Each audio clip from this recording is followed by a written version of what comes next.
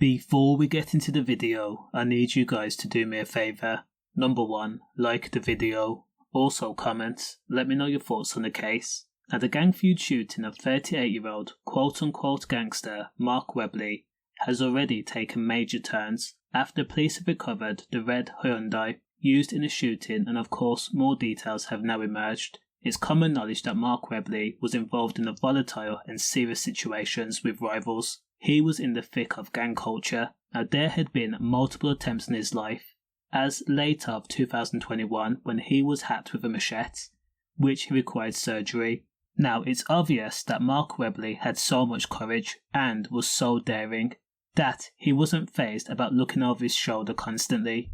So confident was he, in fact, that he took upon himself to record himself goading known criminals, telling them, "You could come to the pub, I'll only be here for a couple of hours. It surely gives yous enough time. You've had all day to make an effort, come and get it. I don't think you'll come."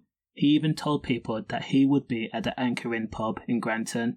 Now according to reports, Marc was warned by family and friends and even the police that people were after him. Serious people, dangerous people.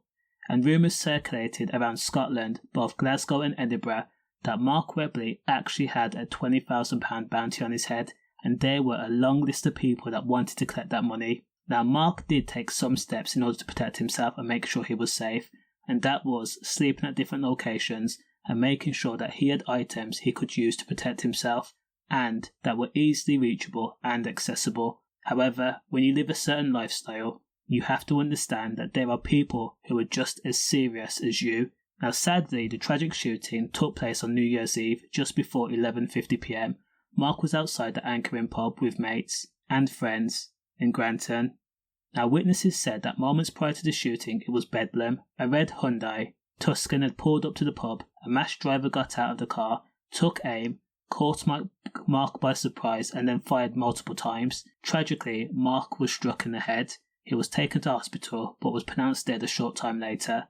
Now police were called almost immediately and armed police rushed to the scene. Now the red Hyundai Tuscan has since been recovered by a block of flats in the Craig and Tinney golf course area of Edinburgh on Tuesday, January 2nd at 2:45 p.m.